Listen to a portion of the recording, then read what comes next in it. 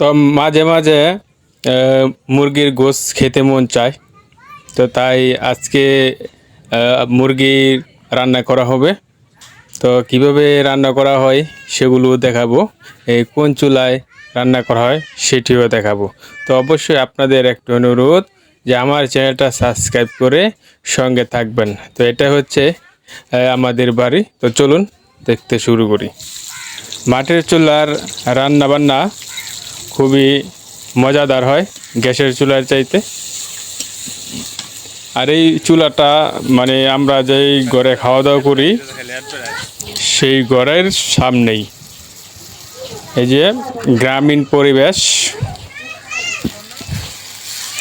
আস্তে আস্তে কিন্তু রান্নার কাজ এগিয়ে চলছে। মরিচ দেওয়া হলো, মরিচের গুঁড়া, তো একটু সামান্য পরিমাণ দেওয়া হলো। লাকড়ি দিয়ে রান্না করা হচ্ছে, কারণ মাঝে মধ্যে গ্যাসের চুলায় রান্না করা হয় যখন বৃষ্টি বাদলের দিন থাকে। তো এখন তো ডিজিটাল যুগ, মাটির চুলার প্রচলন দিন দিন কমে যাচ্ছে। আধুনিকতার ছোঁয়া লাগছে গ্রাম থেকে গ্রামগঞ্জে, বিভিন্ন দূর প্রান্তে। তো সুন্দর পরিবেশ। আর ফার্মের মুরগির মাংস তেমন একটা মজা পাওয়া যায় না।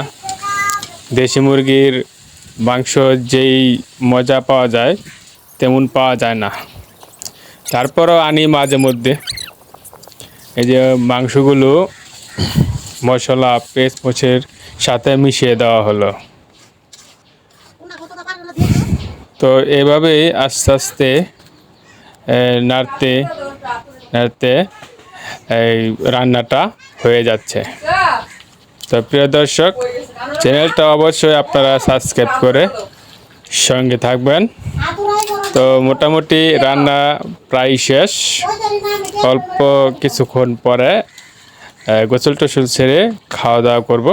তো বন্ধুরা, রান্না হয়ে গেছে, তো কিছুক্ষণ পরেই এটা নামিয়ে ফেলা হবে। সম্পূর্ণ হয়ে গেছে রান্না।